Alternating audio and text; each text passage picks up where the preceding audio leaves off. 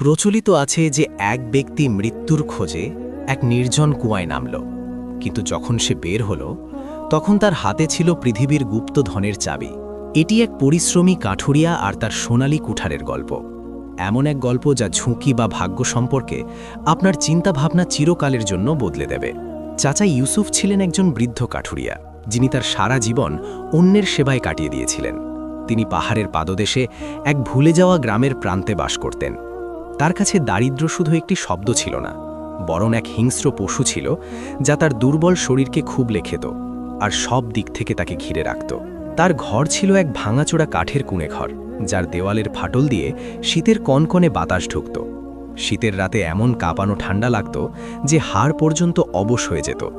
পৃথিবীতে তার কাছে কিছুই ছিল না, শুধু ছেঁড়া ফাড়া কাপড় আর এক মুখ যার উপর বছরের পর বছর পরিশ্রমের ছাপ গভীর বলিরেখা এঁকে দিয়েছিল। এই বলিরেখাগুলো দীর্ঘ সময়ের কষ্ট আর বিপদের সাক্ষী ছিল। সেই বিষণ্ণ সকালে চাচা ইউসুফ তার স্ত্রী আমেনার কাশির শব্দে ঘুম থেকে জাগলেন। সবরকারী এই নারী কয়েক মাস ধরে অসুস্থতার কারণে বিছানায় পড়েছিলেন। তার দুর্বল বুক থেকে বের হওয়া প্রতিটি কাশি চাচা ইউসুফের বুকে ছুরির মতো লাগত। তিনি অশ্রু ভরা চোখে তার স্ত্রীর দিকে তাকালেন, যিনি এক পুরনো চাদরের নিচে কাঁপছিলেন, এমন চাদর যা শীতের ঠান্ডা থেকেও বাঁচাতে পারছিল না। চাচা ইউসুফ জানতেন যে তার ওষুধের খুব প্রয়োজন এবং গরম খাবারেরও, যা তার দুর্বল শরীরে শক্তি যোগাতে পারে। কিন্তু তার পকেট ছিল একদম খালি, ঠিক যেমন তার মন আশা থেকে খালি হয়ে গিয়েছিল। চাচা ইউসুফ দীর্ঘশ্বাস নিলেন এবং কুঁড়ে ঘরের কোণার দিকে গেলেন, যেখানে তার রুটির একমাত্র সম্বল রাখা ছিল, তার পুরনো লোহার কুঠার। এই কুঠার বছরের পর বছর ধরে তার সফর সঙ্গী ছিল। এর ধারে জং ধরে গিয়েছিল, হাতল ছিল ভাঙাচোরা, কিন্তু এটাই ছিল তার পুঁজি। তিনি এটি তার ক্লান্ত কাঁধে তুললেন এবং ফজরের নামাজের পর কুঁড়ে ঘর থেকে বেরিয়ে পড়লেন। আকাশে তখনও ছাইরঙা মেঘ ছেয়েছিল। চাচা ইউসুফ দূরের জঙ্গলের দিকে রওনা হলেন। তার পা কাদা আর পলিমাটিতে ধসে যাচ্ছিল। সেদিন জঙ্গলটা অদ্ভুতভাবে নির্জন আর ভুতুরে লাগছিল। গাছে পাতা ছিল না, আর তাদের ডালপালা ভূতের হাতের মতো একে অপরের সাথে জড়িয়েছিল, যেন আলোর গলা টিপে ধরতে চাইছে। তিনি একটা শুকনো গাছ খুঁজছিলেন, যা কেটে গ্রামের বাজারে বিক্রি করতে পারেন আর কিছু পয়সা কামাতে পারেন। হয়তো এক টুকরো রুটি জুটবে বা ওষুধের এক শিশি। যখন তিনি চিন্তায় মগ্ন হয়ে ঘুরছিলেন, তখন তিনি একটি বিশাল ওক গাছ দেখতে পেলেন, যার শিরা উপশিরা শুকিয়ে গিয়েছিল এবং সেটি মরে গিয়েছিল। চাচা ইউসুফ আশার আলো দেখতে পেলেন।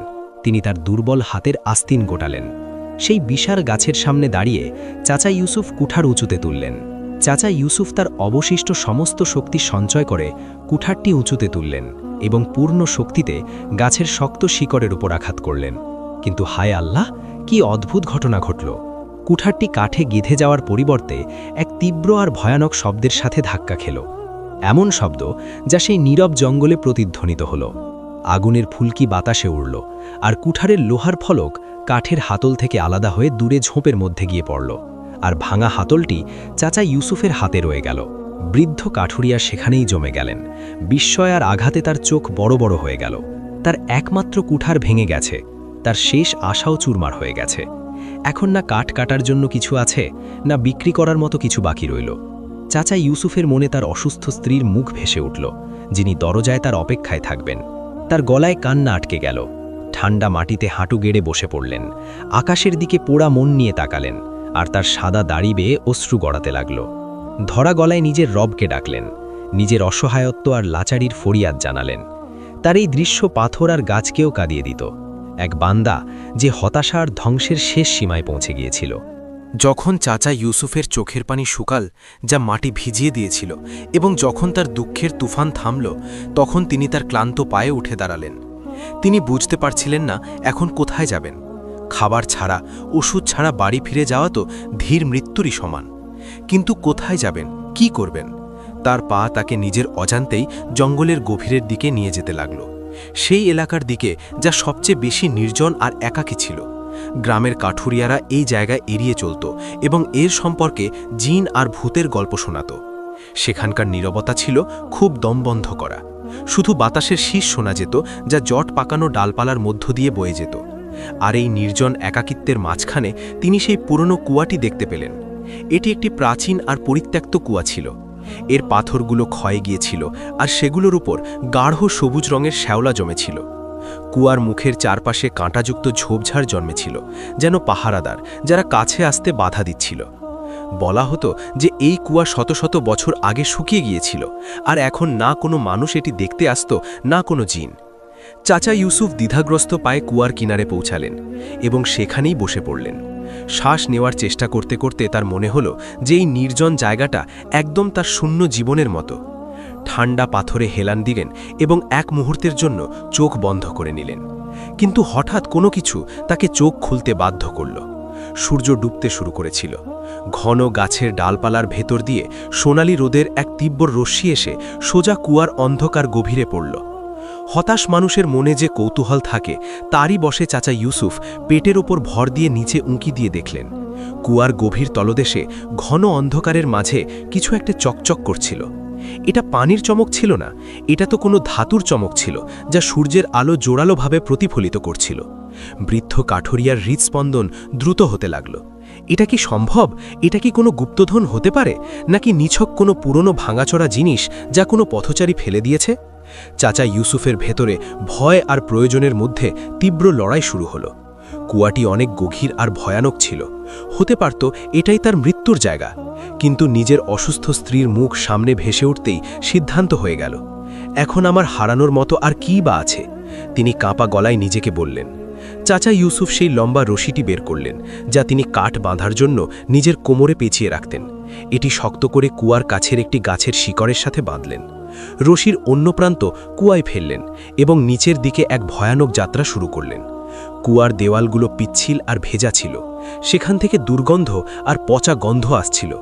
তার দুর্বল হাত কাঁপছিল যখন তিনি মোটা রশিটা ধরেছিলেন এবং তার পা পাথরের মাঝে কোনো খাঁজ খুঁজছিল যা তার শীর্ণ শরীরের ভার সইতে পারে। যত গভীরে নামছিলেন ঠান্ডা বাড়ছিল আর আলো কমছিল। অবশেষে তিনি পাথুরে তলদেশে পৌঁছে গেলেন। চাচা ইউসুফ তার কাঁপা হাতে মাটি হাতড়াতে লাগলেন সেই চমকের উৎস খুঁজতে, এবং তারপর অবশেষে তার আঙুল কোনো ঠান্ডা আর ভারী জিনিস স্পর্শ করল যা মাটিতে চাপা ছিল। তিনি কষ্ট করে এটি ধরলেন, তুললেন এবং ওপরের ধুলো ঝাড়লেন। এটি সোনার সিন্দুক ছিল না, না টাকার কলসি ছিল।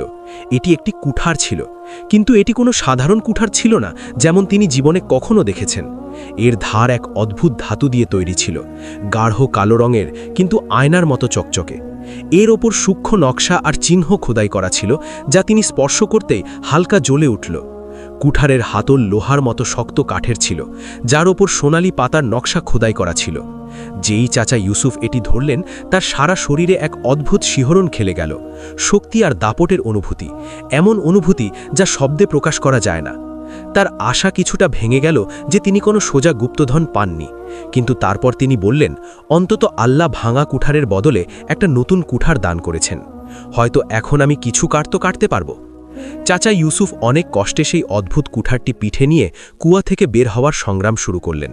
যখন তিনি ওপরে পৌঁছালেন তখন তিনি হাঁপাচ্ছিলেন। সূর্য ডুবে গিয়েছিল এবং সন্ধ্যের আধার নেমে এসেছিল। তিনি এদিক ওদিক তাকালেন তো কুয়ার কাছেই একদম শুকিয়ে যাওয়া একটি গাছের কাণ্ড দেখতে পেলেন, কয়লার মতো কালো আর একদম মৃত। নতুন কুঠারটি হাতে নিলেন এবং এক অদ্ভুত হালকা ভাব অনুভব করলেন, যেন কুঠারটি নিজেই তার হাত নাড়াচ্ছে। তিনি এটি উঁচুতে তুললেন এবং এক আঘাতেই শুকনো কাণ্ডে বসিয়ে দিলেন, শুধু এর ধার পরীক্ষা করার জন্য। আর যেই কুঠারের ধার মৃত গাছের বাকল স্পর্শ করল, এমন কিছু ঘটল যা না কখনো কোনো চোখ দেখেছে, না কখনো কোনো কান শুনেছে।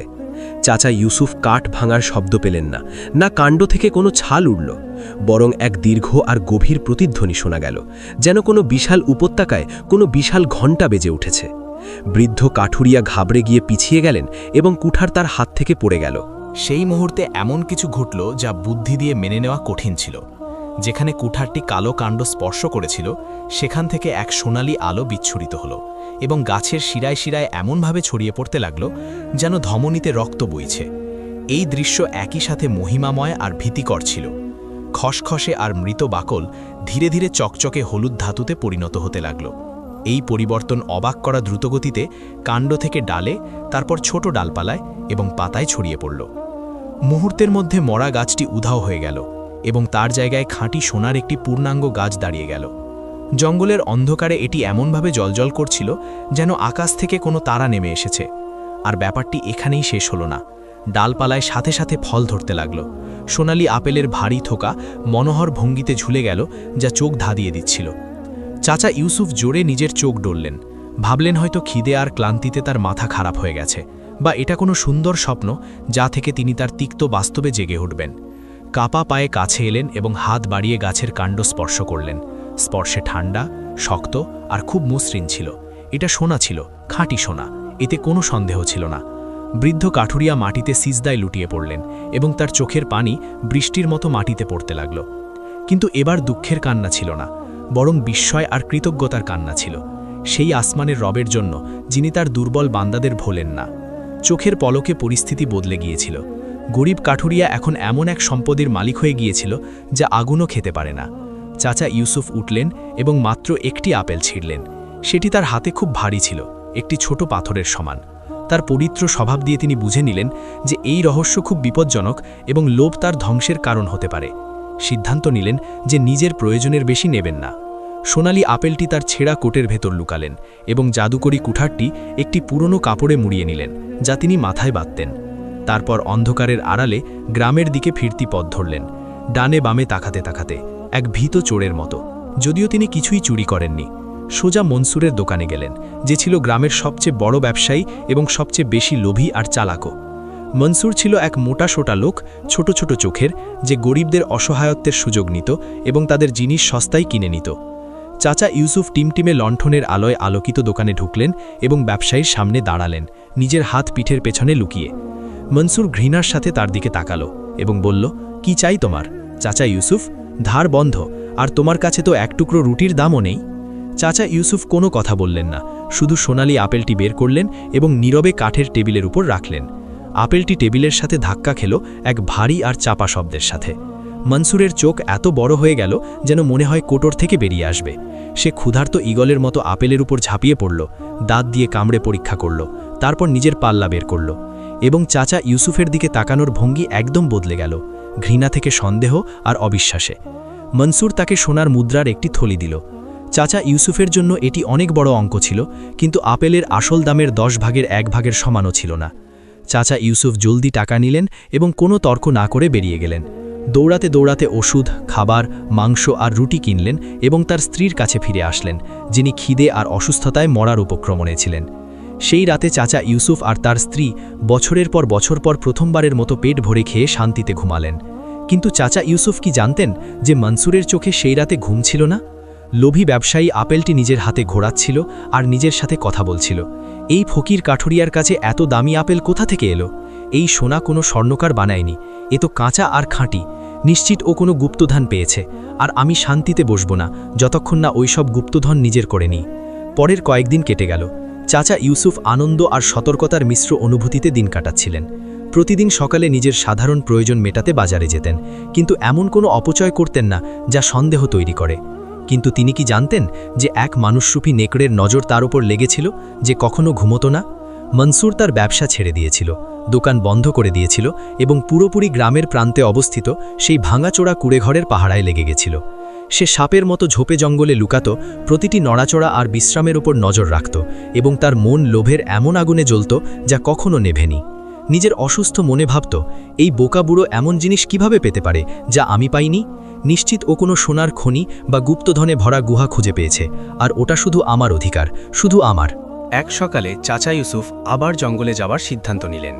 তিনি নিজের জন্য আরও সোনা চাননি, বরং একটি ছোট টুকরো নিতে চেয়েছিলেন, যাতে তার প্রতিবেশী বিধবার সাহায্য করতে পারেন, যিনি চরম দারিদ্র্যে দিন কাটাচ্ছিলেন। কাপড়ে মোড়ানো কুঠার পিঠে নিলেন এবং শান্ত পায়ে সেই পরিত্যক্ত কুয়ার দিকে রওনা হলেন। তার কি খবর ছিল যে মনসুর ছায়ার মতো তার পেছনে আছে? ব্যবসায়ী এতটুকু দূরত্বে থাকত যাতে তার পায়ের শব্দ শোনা না যায়। এক পাথর থেকে অন্য গাছের কাণ্ড পর্যন্ত লাফিয়ে যেত, আর তার চোখ বুড়োর পিঠে আঠার মতো লেগেছিল। যাত্রা দীর্ঘ ছিল। অবশেষে চাচা ইউসুফ সেই নিষিদ্ধ আর নির্জন এলাকায় পৌঁছে গেলেন। মনসুর এক ঘন ঝোপের পেছনে লুকিয়ে পড়ল। শ্বাস আটকে দেখছিল যে চাচা ইউসুফ এক জায়গায় দাঁড়িয়ে গেলেন যেখানে পুরনো গাছের কাণ্ডের অবশিষ্টাংশ পড়েছিল। তিনি কাপড় খুললেন এবং সেই কালো কুঠারটি বের করলেন, যার ওপর অদ্ভুত নকশা খোদাই করা ছিল।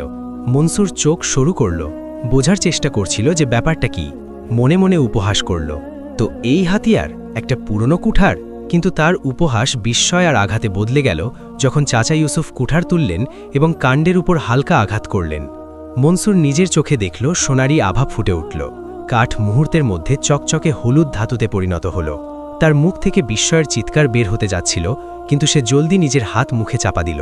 তার শরীর প্রবলভাবে কাঁপছিল, ভয়ে নয় বরং উত্তেজনা আর লোভে, যা তার অস্তিত্বের প্রতিটি কণার ওপর দখল নিয়েছিল। কুঠার, রহস্য কুঠারে আছে, সে নিজের সাথে ফিসফিস করল। ঘাম দরদর করে ঝরছিল। এই কুঠার দিয়ে আমি পুরো জঙ্গলকে সোনার সাম্রাজ্যে বদলে দিতে পারি। আমি ইতিহাসের সবচেয়ে ধনী ব্যক্তি হব। মনসুর অপেক্ষা করতে থাকল যতক্ষণ না চাচা ইউসুফ তার কাজ শেষ করলেন, একটি ছোট টুকরো নিলেন এবং বাড়ির পথ ধরলেন। মনসুর তাদের পেছনে লুকিয়ে চলতে থাকল যতক্ষণ না সে তাদের কুড়েঘরও ঢুকতে দেখল। চাচা ইউসুফ সাবধানে কুঠারটি তার ভাঙাচোরা কাঠের খাটের নিচে রাখলেন। তারপর দরজা বন্ধ করে সফরের ক্লান্তির পর ঘুমাতে গেলেন। চালাক ব্যবসায়ী মাঝরাত পর্যন্ত অপেক্ষা করল, যখন চোখ ঘুমে বুঝে এলো আর গ্রামের ওপর নীরবতা নেমে এলো। মনসুর এক দুঃখ চোরের মতো চাচা ইউসুফের কুড়েঘরের দিকে হামাগুড়ি দিয়ে গেল। সে জানত যে কুড়েঘরের দরজা পুরনো এবং এর তালা একটি পাতলা ধাতব টুকরো দিয়ে সহজেই খুলে যায়। কোনো শব্দ না করে সে দরজা খুলে ফেলল, অন্ধকার কুড়েঘরে প্রবেশ করল। চাচা ইউসুফ আর তার স্ত্রীর নিয়মিত শ্বাস প্রশ্বাসের শব্দ শোনা যাচ্ছিল। তার বুক ধরফর করছিল। যখন সে খাটের কাছে পৌঁছল, হাঁটু গেড়ে বসল এবং খুব সাবধানে নিজের হাত খাটের নিচে বাড়াল। তার আঙুলগুলো ঠান্ডা কাঠের হাতল স্পর্শ করল, শক্ত করে ধরল এবং অত্যন্ত সতর্কতার সাথে বাইরে টেনে আনল। কুঠার তার হাতে ছিল। অন্ধকারে এটি দেখল এবং তার চোখ দিয়ে শয়তানি স্ফুলিঙ্গ উড়ছিল। এক মুহূর্তও নষ্ট করল না। পাগলের মতো কুড়েঘর থেকে বাইরে দৌড় দিল, পেছনে ফিরে তাকাল না। না নিজের দোকানের দিকে গেল, না নিজের বাড়ির দিকে, বরং সোজা জঙ্গলের দিকে দৌড় দিল। সে গ্রাম থেকে যতটা সম্ভব দূরে যেতে চাইছিল, যাতে নিজের সোনালী রাজত্ব বানাতে পারে মানুষের নজর থেকে দূরে। মনসুর জঙ্গলের গভীরে পৌঁছে গেল, যেখানে অনেক বড় আর বিশাল গাছ ছিল। ক্লান্তিতে হাঁপাতে হাঁপাতে দাঁড়িয়ে পড়ল, কিন্তু জয়ের আনন্দ সব ক্লান্তি ভুলিয়ে দিল। চারপাশে তাকালো এবং একটি চাপা পাগলের মতো হাসি হাসল। কল্পনা করছিল যে এই সব বড় কাণ্ড সোনায় পরিণত হবে। মালিকস্বরূপ অহংকারে নিজেকে বলল, বিদায় দারিদ্র্য আর পরিশ্রম, এখন আমি এই জমির মালিক। আমি সেই বোকা বুড়ো নই যে ছোট ডাল কাটব। আমি জঙ্গলের সবচেয়ে বড় গাছ থেকে শুরু করব। মনসুর জাদুকরি কুঠারটি তার সর্বশক্তি দিয়ে তুলল এবং এক বিশাল আর প্রাচীন ওক গাছের দিকে এগিয়ে গেল। তার চোখ অন্ধ লোভে জ্বলছিল। সে কি জানত যে এই কুঠার তাকে অভিশাপ দেয় যে এর যোগ্য নয়? মনসুর বিশাল গাছের কাণ্ডে কুঠার চালালো। তার মনে শুধু একটি ছবি ছিল, সোনার পাহাড় যা তার ভাণ্ডার পূরণ করবে। কিন্তু আঘাত করার ঠিক আগের মুহূর্তে মনসুর এক ভয়ানক অনুভূতি টের পেল। কুঠারের ওজন হঠাৎ বদলে গেল, এত ভারী হয়ে গেল যেন তার কাঁধে পাহাড় চেপে আছে। এখন এটি আর হালকা ফাতলা আর অনুগত নয় যেমন চাচা ইউসুফের হাতে ছিল, বরং মনে হলো যেন চোরের হাতের প্রতিরোধ করছে, যেন মেটাল নিজেই অস্বীকার করছে যে লোভের উদ্দেশ্যে এই গাছকে স্পর্শ করবে। মনসুর নিজের হাত থামানোর চেষ্টা করল, কিন্তু গতির শক্তি তার চেয়ে বেশি ছিল। কুঠারের ধার বড় কাণ্ডে গিয়ে আঘাত করল, কিন্তু এই শব্দ সঙ্গীতের মতো ছিল না যেমন নেক কাটুরের সাথে হয়েছিল। এটি এক ভরাট আর ভয়ানক শব্দ ছিল, যেন কেউ যন্ত্রণায় চিৎকার করছে। লোভী ব্যবসায়ীর পায়ের নিচের মাটি কেঁপে উঠল আর ঠান্ডা ঝড় বইল, যা জঙ্গলের ডালপালাগুলোকে নিষ্ঠুরভাবে নাড়িয়ে দিল। মনসুর পিছিয়ে গেল সোনালি আভা দেখার অপেক্ষায়। সোনা কোথায়? সে ভীত গলায় চিৎকার করল, কিন্তু কাঠ দামি ধাতুতে পরিণত হওয়ার বদলে আঘাতের জায়গা থেকে কাণ্ড ফাটতে শুরু করল। এর ভেতর থেকে এক কালো, আঠালো আর দুর্গন্ধযুক্ত তরল বের হলো, যেমন ফুটন্ত আলকাতরা। মনসুরের শিরায় রক্ত জমে গেল যখন সে দেখল যে কালো তরল দ্রুত আকৃতি ধারণ করছে, শরীর তৈরি করছে। এগুলো সোনালি আপেল ছিল না, এগুলো চকচকে ডালপালাও ছিল না। বিশাল গাছের ডালগুলো ভয়ঙ্কর আর বন্য কাঠের সাপে পরিণত হল। গাছের শিরায় শিরায় জীবন এসে গেল, কিন্তু এটি ছিল রাগ আর অভিশাপের জীবন। রূপান্তরিত ডালগুলো চাবুকের মতো মনসুরের ওপর ঝাঁপিয়ে পড়ল। ব্যবসায়ী পালানোর চেষ্টা করল, চিৎকার করার চেষ্টা করল, কুঠার নিজের হাত থেকে ফেলার চেষ্টা করল, কিন্তু তখন সে এক বড় ধ্বংসের মুখোমুখি হল। তার হাত কুঠারের হাতলের সাথে আটকে গিয়েছিল, যেন ওটা তার শরীরের অংশ হয়ে গেছে। আমাকে বাঁচাও, সাহায্য করো, সে চিৎকার করার চেষ্টা করল, কিন্তু তার আওয়াজ বাতাসের গর্জনে হারিয়ে গেল। কালো ডালগুলো তার ভারী শরীরের চারপাশে পেঁচিয়ে গেল এবং তাকে মাটি থেকে তুলে নিল। ওগুলো এত জোরে চাপ দিচ্ছিল যে তার পাঁজরের হাড় ভাঙতে লাগল। মনসুর তার হাতের কুঠারের দিকে তাকালো। যে নকশাগুলো চাচা ইউসুফের জন্য প্রশান্তিদায়ক ছিল, এখন রক্তের মতো লাল রঙে জ্বলছিল, যেন কোনো বিচারক মৃত্যুদণ্ড শোনাচ্ছে। সেই ভয়ানক মুহূর্তে মনসুর সেই সত্য বুঝতে পারল যা তার কাছে গোপন ছিল। এই কুঠার সোনা বানানোর যন্ত্র ছিল না, এটি ছিল হৃদয়ের পরীক্ষা। যদি হৃদয় সন্তুষ্ট বা অল্পে তুষ্ট হয় তবে এটি তাকে ততটুকুই দিত যা যথেষ্ট, আর যদি হৃদয়ে লোভী হয় তবে এটি তাকে তার নিজের খারাপ কাজের মধ্যে ডুবিয়ে দিত।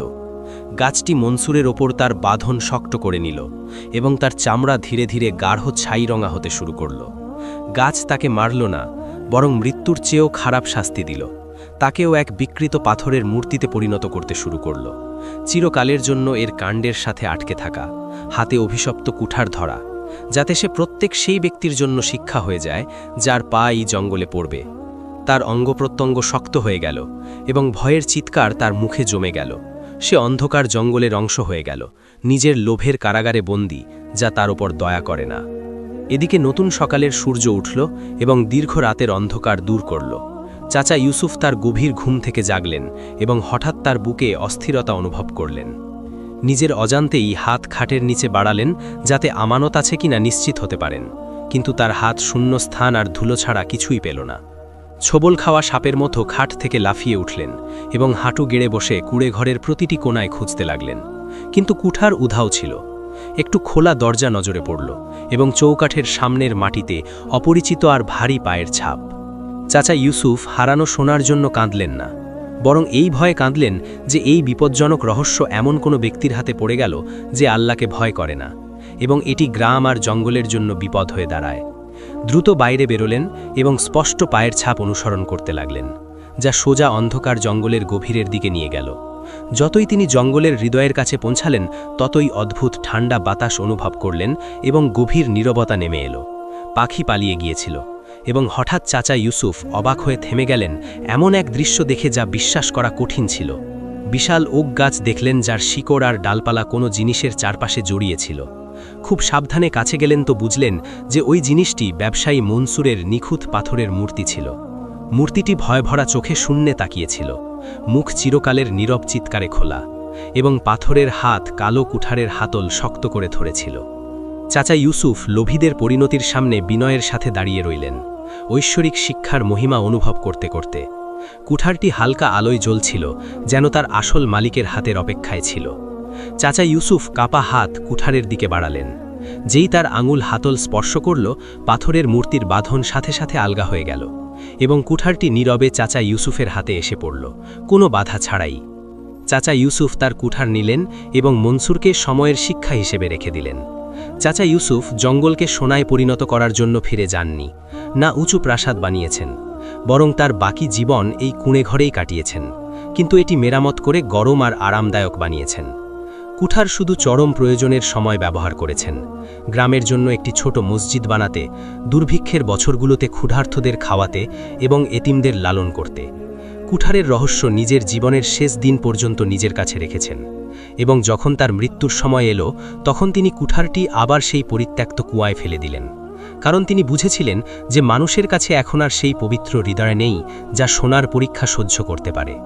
চাচা ইউসুফ ফকির হিসেবেই মারা গেছেন যেমন বেঁচে ছিলেন, বরং আল্লাহর সন্তুষ্টি আর সৃষ্টির ভালোবাসায় সবচেয়ে ধনী ছিলেন, কারণ অল্পে তুষ্ট থাকাই একমাত্র গুপ্তধন যা কখনো শেষ হয় না, আর লোভ সেই আগুন যা তার মালিককে খেয়ে ফেলে তার আগে।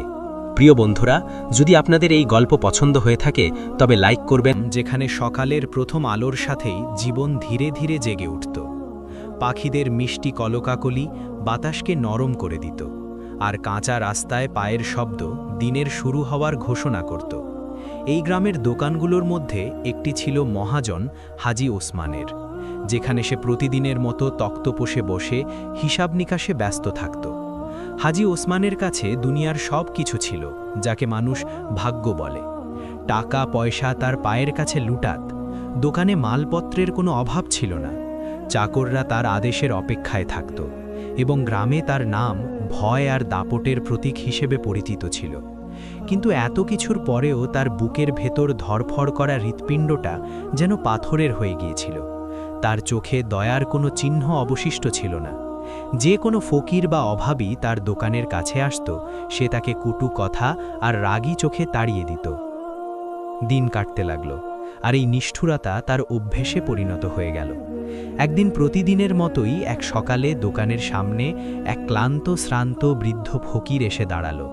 তার চুলগুলো উস্কো খুস্কো ছিল, কাপড় ময়লা আর শরীর দুর্বলতায় কাঁপছিল।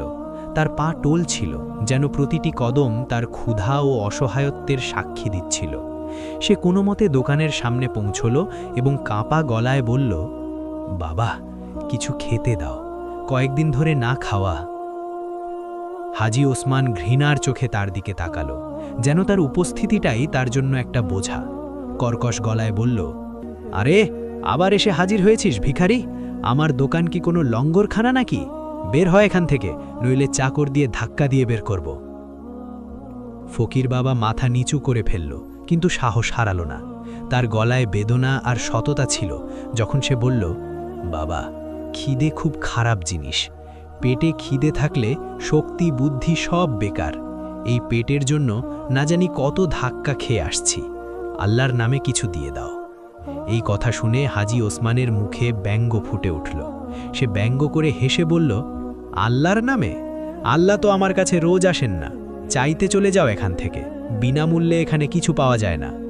ফকিরের গলা আরও দুর্বল হয়ে গেল, কিন্তু মিনতি রয়ে গেল, কিছু একটা দিয়ে দাও। রুটি না হোক ডাল, ডাল না হোক একটা দানা হলেও চলবে। আমি ক্ষুধার্ত বাবা। মহাজনের ধৈর্যের বাঁধ ভেঙে গিয়েছিল। রাগে বলল, আরে, তোমাকে কি বোঝাতে পারছি না? আমি না বলে দিয়েছি মানে না। এখন যাও এখান থেকে, আমার মাথা খেও না। ফকির শেষবারের মতো মাথা তুলে বলল, বাবা, আজ তো তোর হাত থেকে আমি কিছু একটা নিয়েই যাব। তোর কাছে যা আছে আমাকে দে, আমি চলে যাব। এই কথা শুনে হাজী ওসমানের ঠোঁটে এক নিষ্ঠুর হাসি খেলে গেল। আচ্ছা, এই ব্যাপার, যা কিছু দেব তাতেই চলবে, তাই না? ফকির আশায় ভরা চোখে বলল, হ্যাঁ বাবা, যা কিছু দাও, আল্লাহ তোমার ভালো করবেন। হাজী ওসমান ঘুরল, গরুর কাছে গেল এবং সেখান থেকে এক দলা গোবর তুলে আনল। ফকিরের হাতে সেটা দিয়ে বলল, এই নে, তুই তো বলেছিলি যা কিছু দিলেই হবে, তো এই নে গরুর গোবর, এটা নিয়ে যা এবং এখন আমার চোখের সামনে থেকে দূর হ। ফকির বাবা যখন গোবরটা দেখল, তার চোখ দিয়ে পানি পড়তে লাগল। সে চুপচাপ দাঁড়িয়ে রইল। তার বলিরেখা পড়া গাল বেয়ে পানি পড়তে থাকল। আশেপাশে দাঁড়িয়ে থাকা গ্রামের লোকেরাও চুপ ছিল, কারো কথা বলার সাহস ছিল না। সেই মুহূর্তে বাতাস ভারী হয়ে গেল, যেন পুরো বসতি সেই নিষ্ঠুরতার বোঝা নিজেদের মনে অনুভব করছিল। ফকির বাবা তার কাঁপা হাতে গোবরের সেই দলাটা ধরে রেখেছিল। তার মুখে না ছিল কোনো অভিযোগ, না ছিল রাগ, বরং এক অদ্ভুত নরম হাসি ছিল, এমন হাসি যা মনের খুব গভীর থেকে আসে। সে হাসতে হাসতে শেঠ হাজী ওসমানের দিকে তাকায় এবং ধীর কিন্তু গভীর গলায় বলে, বাবা, আমি কারো কাছ থেকে বিনামূল্যে কিছু নেই না। যা নেই তার বদলে কিছু দিয়েই যাই। আমি তোকেও কিছু দেব। হাজী ওসমান অবজ্ঞার চোখে ফকিরকে দেখল, যেন তার অস্তিত্বটাই তার কাছে বিরক্তিকর। হাসতে হাসতে বলল, তুই আমাকে কি দিবি? তোর কাছে আছেই বাকি ছেঁড়া ঝুলি আর ভাঙা লাঠি। যা, ভাগ এখান থেকে। তার গলায় অহংকার ছিল, ব্যঙ্গ ছিল, আর সেই অহংকার যা টাকার নেশা থেকে তৈরি হয়। ফকির বাবা না রাগ করল, না ঘুরে কোনো কটু কথা বলল।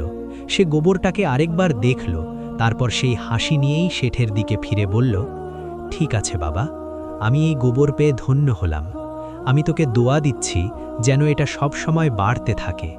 এই দোয়ার কথাগুলো নরম ছিল, কিন্তু তাতে এমন এক ওজন ছিল যা বাতাসে অনেকক্ষণ ভেসে রইল।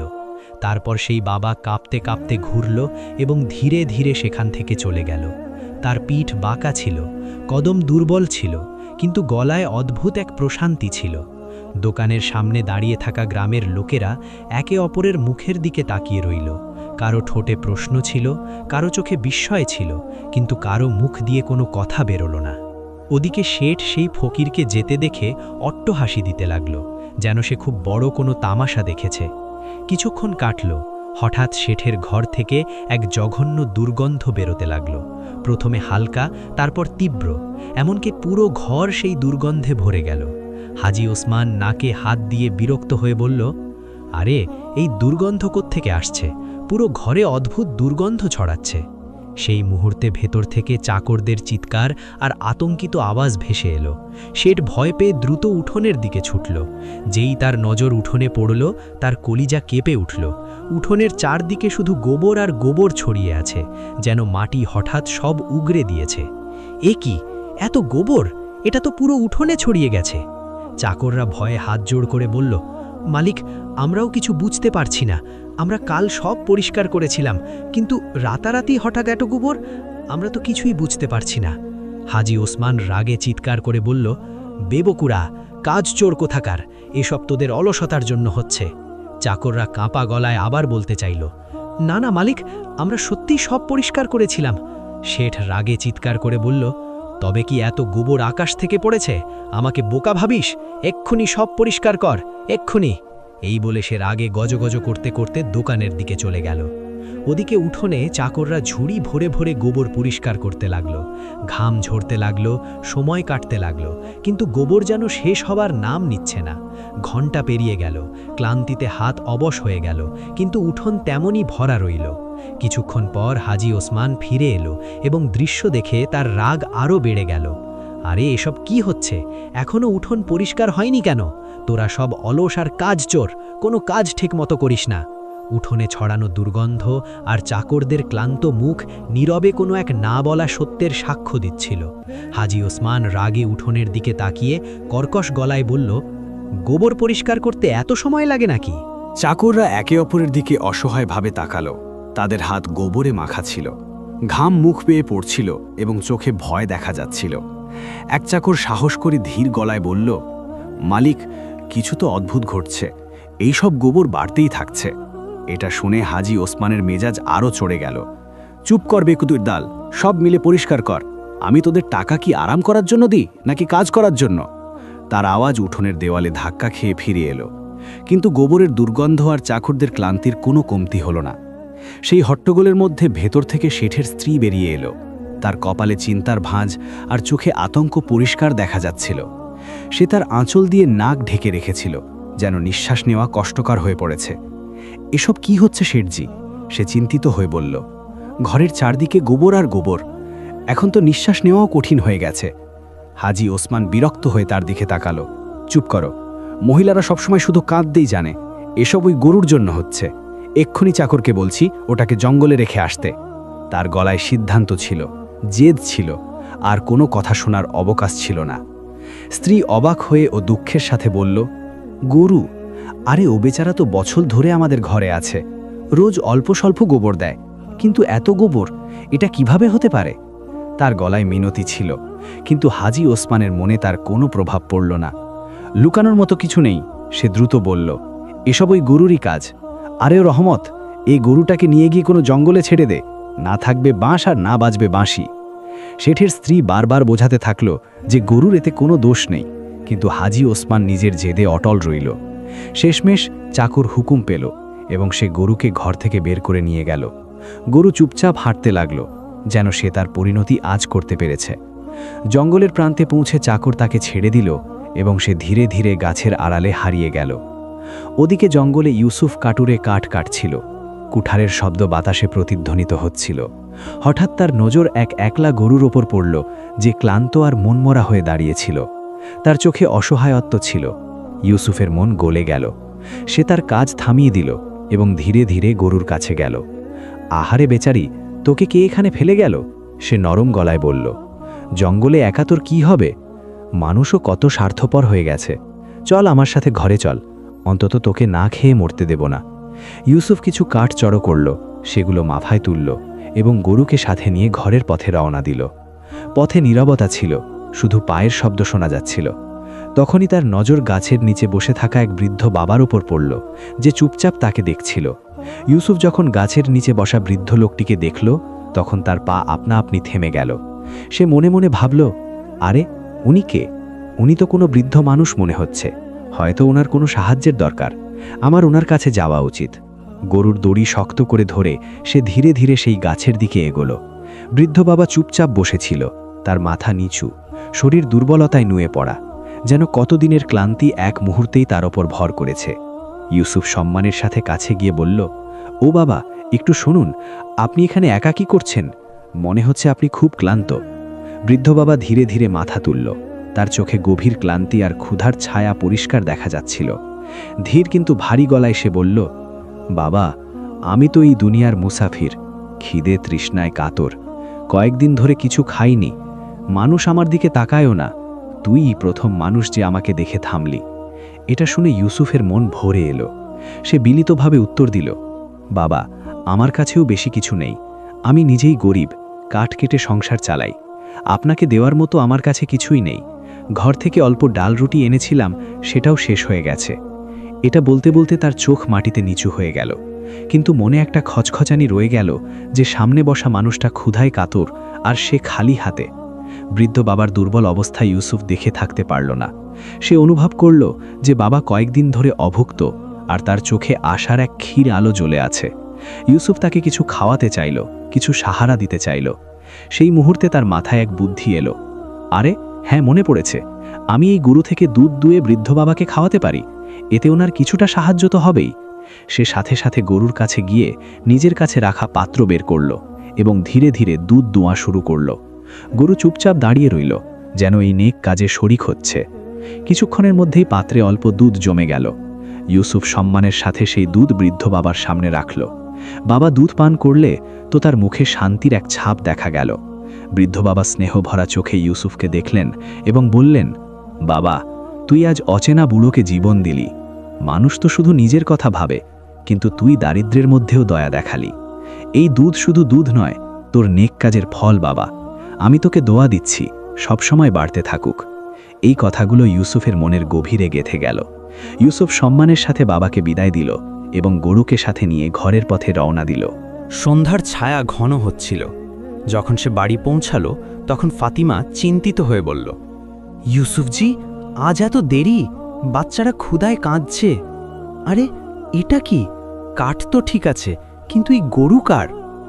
ইউসুফ নরম গলায় উত্তর দিল, ফাতিমা, জঙ্গলে এই বেচারি একা ছিল, হয়তো কেউ ফেলে দিয়েছে। আমি দয়া করে ওকে ঘরে নিয়ে এলাম। ফাতিমার মুখে স্বস্তি আর খুশি ফুটে উঠল। আপনি খুব ভালো কাজ করেছেন। কত সুন্দর গরু! এই গরু এখন আমাদের পরিবারের অংশ। আমি একে নিজের পরিবারের মতোই রাখব। ইউসুফ ফাতিমার দিকে তাকিয়ে ধীর কিন্তু গভীর গলায় বলল, হ্যাঁ ফাতিমা, পশুদেরও মন থাকে, ওরাও সব কিছু বোঝে। এই অবলা প্রাণীরা আমাদের মানুষের কত উপকার করে, কিন্তু আফসোস যে আমরা মানুষরা আমাদের কাজ শেষ হলে ওদের মরার জন্য ছেড়ে দিই। তার গলায় দুঃখও ছিল আর এক সত্যের তিক্ততাও। ফাতিমা চুপচাপ শুনতে থাকল, তার চোখও ভিজে এলো। ইউসুফ আরও বলল, আজ থেকে এই গরু আমাদের কাছেই থাকবে, আমরা এর পুরো যত্ন নেব। ফাতিমা, আজ জঙ্গলে এক অদ্ভুত ঘটনা ঘটেছে। এক বাবা ক্ষুধার্ত ছিলেন, আমি তাকে এই গরুর দুধ খাইয়েছি। যাওয়ার সময় তিনি আমাকে দোয়া দিলেন যে সব সময় বাড়তে থাকুক। ফাতিমা নরমভাবে মাথা নাড়ল আর মন থেকে বলল, এ তো খুব ভালো কথা। কোনো ক্ষুধার্তকে খাওয়ানো অনেক বড় নেক কাজ। তিনি আপনাকে মন থেকে দোয়া দিয়েছেন। স্বামী স্ত্রী দুজনে মিলে গরুকে ঘাস দিল। ইউসুফ খুব আদর করে তার মাথায় হাত বুলিয়ে দিল, যেন সে সত্যিই পরিবারের একজন সদস্য। দিন কাটতে লাগল। ইউসুফ রোজ জঙ্গলে যেত, কাঠ কাটত আর সাথে সাথে গরুর জন্য তাজা ঘাসও নিয়ে আসত। সেই পরিশ্রম দিয়েই সে তার বাচ্চা, স্ত্রী আর সেই অবলা গরুর পেট চালাত। অভাব ছিল, কিন্তু মন তুষ্ট ছিল আর ঘরে এক অদ্ভুত শান্তি থাকত। একদিন ইউসুফ প্রতিদিনের মতো কাঠ নিয়ে বাজারে গেল। সে বাজারের মাঝখানে দাঁড়িয়ে ডাক দিল, কাঠ নেবেন? কাঠ, শুকনো শুকনো কাঠ, তাজা কাঠ, কাঠ নেবেন? কাঠ। সে বারবার ডাকতে লাগল, কিন্তু মানুষ আসছিল আর যাচ্ছিল। কেউ দাঁড়িয়ে তার দিকে তাকালো না। রোদ পড়ে এলো, ছায়া লম্বা হতে লাগল আর ইউসুফের মন ভারী হতে লাগল। সে ক্লান্ত গলায় নিজেকে বলল, হে আল্লাহ, মনে হচ্ছে আজকের দিনটা অলক্ষণে হয়ে গেছে। সকাল থেকে সন্ধ্যা হতে চলল, কিন্তু একটা কাঠও বিক্রি হলো না। মনে হয় আজ খালি হাতেই বাড়ি যেতে হবে। সত্যি সকাল থেকে সন্ধ্যা হয়ে গেল, কিন্তু সেদিন কেউ ইউসুফের কাছ থেকে কাঠ কিনল না। হতাশ আর বিষণ্ণ মনে ইউসুফ বাড়ি ফিরল। বাড়ি পৌঁছে সে অসহায় হয়ে বলল, হে আল্লাহ, আজ তো কাঠ বিক্রি হলো না, বাচ্চারাও ক্ষুধার্ত আর ঘরে খাবারও নেই। ফাতিমার মুখে চিন্তা পরিষ্কার দেখা যাচ্ছিল, কিন্তু সে সাহস হারালো না।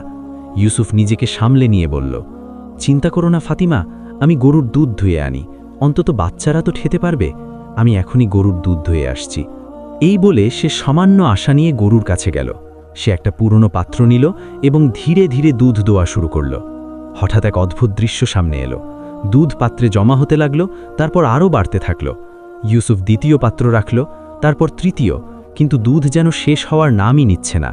ঘরের সব পাত্র দুধে ভরে গেল, কিন্তু দুধ ক্রমাগত বাড়তেই থাকল। ইউসুফের চোখ বিস্ময়ে বড় হয়ে গেল। সে ঘাবড়ে গিয়ে খুশি আর বিস্ময়ের মেশানো গলায় ডাকল, ফাতিমা, দেখো এটা কি হচ্ছে? দুধ দুধ তো বাড়তেই থাকছে।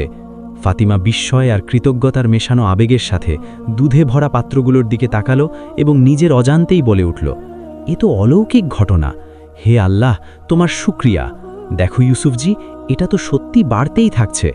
তার গলায় ভয় ছিল না, বরং রবের রহমতের উপর বিশ্বাস আর মন থেকে বের হওয়া কৃতজ্ঞতা ছিল।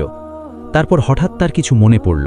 সে ইউসুফের দিকে তাকালো এবং নরম গলায় বলল, ইউসুফজি, আপনার কি মনে আছে ওই বাবার কথা? তিনি বলেছিলেন সব সময় বাড়তে থাকুক। মনে হয় ওনার দোয়া কাজ করে গেছে। আল্লাহ আমাদের কথা শুনেছেন। ইউসুফ চুপচাপ দুধের পাত্রগুলোর দিকে তাকিয়ে রইল। তার চোখে বিস্ময়ও ছিল আর চোখের জলের হালকা আভা।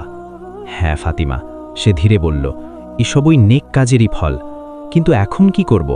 এত দুধ আমরা সামলাতেও পারবো না। ঘরের সব পাত্র দুধে ভরে গেছে। ফাতিমা একটু ভেবে বলল, ইউসুফজি, এটা আপনার নেক কাজের ফল। এই সব দুধ আমরা বিক্রি করতে পারি, এতে কিছু টাকা আসবে। যাও, এই দুধ গ্রামে বিক্রি করে এসো। ইউসুফের মুখে আশার এক নতুন আলো ফুটে উঠল। আরে হ্যাঁ ফাতিমা, তুমি ঠিক বলেছ। এখন আমাদের জন্য রোজগারের এক নতুন পথ খুলে গেছে।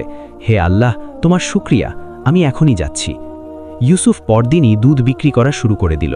প্রথমে সে নিজের গ্রামের ঘরগুলোতে দুধ দিল। লোকেরা তার দুধ নিয়ে অবাক হতো, কিন্তু ইউসুফ চুপচাপ তার কাজ করে যেত। কিছুদিনের মধ্যেই সে অন্য গ্রাম পর্যন্ত দুধ নিয়ে যেতে লাগল। আশ্চর্যের বিষয় ছিল যে দুধ কমার বদলে বাড়তেই থাকত। ইউসুফ সকালে গরুর দুধ দুইত আর সারা দিন তা বিক্রি করতে থাকত। দিন কাটতে লাগল আর তার হাতে টাকা আসতে লাগল। অভাব ধীরে ধীরে দূর হতে লাগল। একদিন ফাতিমা খুশি হয়ে বলল, বাহ, এ তো কামাল হয়ে গেল। এখন আমাদের কাছে বেশ টাকা এসেছে। হে আল্লাহ, তোমার শুকরিয়া। ইউসুফ গভীর শ্বাস নিয়ে উত্তর দিল, হ্যাঁ ফাতিমা, আমি কখনো ভাবিনি যে নেক কাজের ফল এমনও হয়। এসবই বাবার দোয়ার ফল। সব সময় বাড়তে থাকুক। ওদিকে হাজী ওসমানের ঘরে অবস্থা দিন দিন খারাপ হতে লাগল। পুরো এক সপ্তাহ কেটে গেল, কিন্তু গোবর কমার নাম নিচ্ছিল না। এখন তো গরুও ঘরে ছিল না, তবু উঠোন আর আশেপাশের জায়গা গোবরে ভর্তি থাকত। শেঠের স্ত্রী অবাক হয়ে আর চিন্তিত হয়ে বলল, শেঠজি, আপনি আমাকে বলুন এসব আসলে কিভাবে হচ্ছে? আগে তো কখনো এমন হয়নি। হাজী ওসমান ক্লান্ত আর বিভ্রান্ত গলায় বলল, এখন আমি কি বলবো তোমাকে? একদিন এক ফকির এসেছিল, সে দোয়া দিয়েছিল সব সময় বাড়তে থাকুক। তারপর থেকে এসব বাড়তেই থাকছে। এই বলে সে পুরো ঘটনা স্ত্রীকে শোনাল। ফকিরের আশা, গোবর দেওয়া এবং তার দোয়া, সব কিছু। এসব শুনে শেঠের স্ত্রীও অবাক হয়ে গেল। তারা দুজনে ওই বিষয়েই কথা বলছিল। হঠাৎ রহমত এসে বলল, আরে শেঠজি, আমরা এখানে গোবর তুলতে তুলতে জান শেষ হয়ে যাচ্ছে, আর ওদিকে গ্রামের এক সাধারণ লোক কয়েকদিনেই আপনার চেয়েও ধনী হয়ে গেছে। শেঠ হাজী ওসমান, তার গ্রামের গণ্যমান্য লোক, রহমতের দিকে তাকালো এবং রাগে জিজ্ঞেস করল, এটা কি ফালতু কথা বলছো রহমত? কে সে যার ব্যাপারে তুমি কথা বলছো? রহমত মাথা নিচু করে ধীরে উত্তর দিল, মালিক, ও এক কাঠুরে, ওর নাম ইউসুফ। লোকে বলে যে ও কোত্থেকে একটা গরু পেয়েছে, আর সেদিন থেকেই ওর ভাগ্য বদলে গেছে, ও ধনী হয়ে গেছে। হাজী ওসমানের চোখে সন্দেহ আর রাগের মিশ্র প্রতিক্রিয়া ছিল। সে শ্বাস নিয়ে বলল, আচ্ছা, এই ব্যাপার, ওর কাছে জাদুকরি গরু আছে। রহমত, তুমি ওর বাড়ি গিয়ে দেখো, কোনো সাধারণ গরিব মানুষ এত তাড়াতাড়ি কিভাবে ধনী হতে পারে? কিছু তো গড়বড় আছে। রহমত হুকুম মেনে নিল এবং সাথে সাথে ইউসুফের বাড়ির দিকে রওনা হলো। জঙ্গলের পাশ দিয়ে গিয়ে সে ধীরে ধীরে ইউসুফের বাড়িতে পৌঁছালো।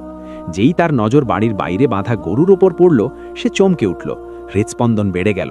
এটা তো সেই গরু যাকে সে কয়েকদিন আগে শেঠের কথায় জঙ্গলে ছেড়ে এসেছিল।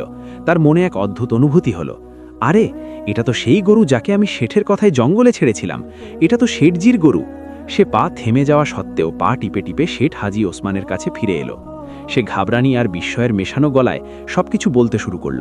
শেঠজি, ইউসুফের কাছে যে গরু আছে তা কোনো সাধারণ গরু নয়। ওই গরু জাদুকরি। ওটা এত দুধ দেয় যে ঘরের সব পাত্র ভরে যায়। হাজী ওসমানের চোখ বিস্ময়ে বড় হয়ে গেল, বুক ধড়ফড় করতে লাগলো এবং মুখের রাগ আর অসহায়ত্বের ছাপ ছিল। সে জিজ্ঞেস করল, কি জাদুকরি গরু? এই গরিবের কাছে এই গরু কোত্থেকে এলো? রহমত একটু মাথা নিচু করে উত্তর দিল, জি শেঠজি, আর একটা কথা, এই গরু আপনারই গরু, যাকে আমি আপনার কথায় জঙ্গলে ছেড়ে দিয়েছিলাম, যা ওখানে গোবর দিচ্ছিল আর এখানে দুধের পর দুধ দিচ্ছে। হাজী ওসমানের শরীরে রক্ত টকবক করতে লাগলো। সে রাগে বলল, তাহলে আর দেরি কিসের? এক্ষুনি আমরা আমাদের গরু ফেরত নিয়ে আসি। সে সাথে সাথে তার কিছু লোক নিয়ে ইউসুফের বাড়ির দিকে রওনা হলো। পথে প্রতি কদমে তার মন অস্থির ছিল, আর চোখ সেই বিস্ময় আর হিংসার মিশ্রণে জ্বলছিল। ইউসুফের বাড়ি পৌঁছতেই হাজী ওসমান দেখল যে বাড়ির বাইরে সেই গরুই বাধা আছে যাকে সে জঙ্গলে ছেড়ে দেওয়ার হুকুম দিয়েছিল।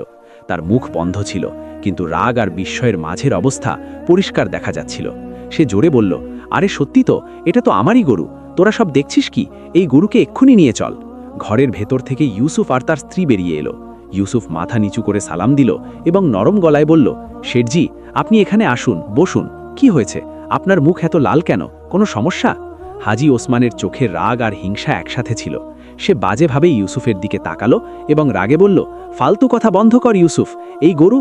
তার কথা অসম্পূর্ণ রয়ে গেল, কারণ মনের ঝাল আর বিস্ময়ের সাথে সে জিহ্বাকে নিয়ন্ত্রণে রাখতে পারছিল না। উঠোনে নীরবতা নেমে এলো, আর বাতাসে উত্তেজনা আর অনিশ্চয়তার পরিবেশ অনুভব করা যাচ্ছিল।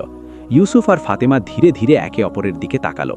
ইউসুফের মনে ভয় ছিল, কিন্তু সাথে সাথে বিশ্বাস আর ধৈর্যও ছিল। ফাতেমা দোয়ার মতো মাথা নাড়ল, যেন রবের রহমতের বিশ্বাস মনে ধারণ করে নিল। শেঠের রাগ আর হিংসার গভীরতা পরিবেশকে ভারী করে দিয়েছিল, কিন্তু ঘরের ভেতরের নম্রতা আর ইউসুফের সততা এক মজবুত শান্তিও বজায় রেখেছিল। উঠোনে সবাই সেই মুহূর্তের তীব্রতা আর গুরুত্ব অনুভব করছিল। শেখ হাজী ওসমানের চোখে রাগ আর হিংসার আগুন জ্বলছিল। সে জোরে বলল, আমার গরু, আমি ওকে জঙ্গলে ছেড়েছিলাম, তুই চুরি করে ধনী হচ্ছিস, এটা আমার সম্পত্তি, এক্ষুনি দে, নইলে পঞ্চায়েতে নিয়ে যাব। ইউসুফ বিনীতভাবে উত্তর দিল, শেঠজি, এই গরু জঙ্গলে একা পেয়েছিলাম, কেউ ছেড়ে দিয়েছিল, আমি দয়া করে ঘরে এনেছি, এখন এটা আমাদের পরিবারের অংশ। ফাতিমাও কাছে এসে বলল, শেঠজি, দয়া করুন, গরুকে ছেড়ে দিন। কিন্তু হাজী ওসমানের কানে কারো কথা ঢুকল না। সে রাগে বলল, চুপ কর ফালতু কথা, এটাকে বাঁধো আর নিয়ে চলো। ইউসুফ সাহস করে শেঠের মোকাবেলা করল, কিন্তু শেঠের চাকররা সাথে সাথে কাজ করে দেখালো। তারা গরুকে জোর করে টেনে নিজেদের সাথে নিয়ে গেল। ইউসুফ আর ফাতিমার চোখে ভয় আর অসহায়ত্বের ছাপ স্পষ্ট ছিল, কিন্তু তারা চুপচাপ এসব দেখতে থাকল। শেঠ গরুকে নিজের গোয়ালে বাঁধল এবং গর্ব আর রাগের সাথে ঘোষণা করল, এই তো হলো কাজ, এখন আমার কাছে আমার গরু ফেরত এসেছে। আরে বোকারা, দেখছিস কি? গরুর দুধ দোয়া শুরু কর। কিন্তু যেই শেঠ দুধ দোয়ার হুকুম দিল, এক আশ্চর্যজনক দৃশ্য সামনে এলো। দুধের জায়গায় আবার গোবর বেরোতে লাগলো। গোয়াল ঘরে গোবর ছড়িয়ে গেল। এই দৃশ্য দেখে শেঠের চেহারার রং আরও লাল হয়ে গেল। তার মুখে বিস্ময়ে, রাগ আর অসহায়ত্বের মিশ্রণ পরিষ্কার দেখা যাচ্ছিল। সে চিৎকার করে উঠল, এসব কি হচ্ছে? দুধ কোথায়? এসব কি চলছে? গোবর বাড়তেই থাকছে। শেঠের স্ত্রী দূরে দাঁড়িয়ে এসব দেখছিল। তার মুখে ভয় আর লজ্জার ছাপ ছিল। সে অজানা বিস্ময়ের সাথে কাছে এলো এবং ধীরে বলল, না শেঠজি, এটা ওই ফকিরের বদদোয়া। মনে করুন কি হয়েছিল সেদিন। শেঠ একটু দম নিয়ে বলল, হ্যাঁ, আমার মনে আছে। আজ থেকে প্রায় 1 মাস আগের কথা। এক ফকির এসেছিল, ক্ষুধার্ত, খাবার চাইছিল। আমি তামাশা করে তাকে গোবর দিয়েছিলাম। কি গোবর? এক ক্ষুধার্ত মানুষ রুটি চাইছিল আর আপনি তাকে গোবর দিলেন? আরে শেঠজি, দান করলে ঘর বাড়ে, কিন্তু ক্ষুধার্তকে অপমান করলে ধ্বংস আসে। আমি পরিশ্রম করে সম্পদ কামিয়েছি, কেন দেব আমি কাউকে বিনামূল্যে? দান করলে সিন্দুক খালি হয়ে যাবে। ফাতিমা মনের সততার সাথে উত্তর দিল, সিন্দুকের চেয়ে বেশি দামি সম্মান। ক্ষুধার্তকে খাওয়ানো সবচেয়ে বড় নেক কাজ। আর আপনি কি করলেন? তাকে অপমান করলেন। হয়তো তিনি কোনো বুজুর্গ। এখন দেখুন, ঘরের প্রতিটি কোণা গোবরে ভরে গেছে। শেঠের মনে লজ্জার শিহরণ খেলে গেল। তার শ্বাস দ্রুত হয়ে গেল, চোখ ভিজে এলো। সে মাথা নিচু করে বলল, আমাকে মাফ করে দাও, আমি পাপ করেছি, এখন বুঝতে পারছি। সে যাওয়ার সময় বলেছিল, সব সময় বাড়তে থাকুক। শেঠের গলায় অনুশোচনা আর তওবার মিশ্রণ ছিল। তার ভেতরের অবস্থায় ভয়, লজ্জা আর অনুশোচনা স্পষ্ট ছিল। ঘরের পরিবেশও থমথমে হয়ে গিয়েছিল। গোবরের দুর্গন্ধ আর চকচকে আলোয় সবকিছু অবাস্তব মনে হচ্ছিল। সে জানত যে তার অহংকার আর লোভ তার ঘরের জন্য ধ্বংস ডেকে এনেছে। সে তার চাকর রহমতের দিকে তাকালো এবং জোর দিয়ে বলল, এখন যাও আর ওই বুজুর্গকে খুঁজে বের করো, ওনার কাছেই যাও, তবেই এই সমস্যার সমাধান হতে পারে। কেউ বলল যে ওই ফকির বাবা প্রায়ই জঙ্গলে থাকেন। শেঠ, হাজী ওসমান আর রহমত সাথে সাথে জঙ্গলের দিকে রওনা হলো। দিনের সূর্য ধীরে ধীরে তার সোনালি আলো ছড়াচ্ছিল। পাখিদের কিচিরমিচির দূরে কোথাও শোনা যাচ্ছিল, কিন্তু শেঠ আর রহমতের মনে অস্থিরতা ছেয়েছিল। তারা সারাদিন জঙ্গলের ঘন গাছপালা আর ঝোপঝাড়ের মধ্যে ঘুরতে থাকল। চারদিকে ছায়া আর নীরবতার রাজত্ব ছিল। সূর্য দিগন্তের ওপারে ডুবতে লাগল এবং সন্ধ্যার নরম আলো গাছের ফাঁকে সোনালি ঝাপসা রেখা টেনে দিল। কিন্তু বাবাকে কোথাও দেখা গেল না। শেঠের মনে ভয় জায়গা করে নিল। সে নিজেকে বলল, কোথায় গেলেন বাবা?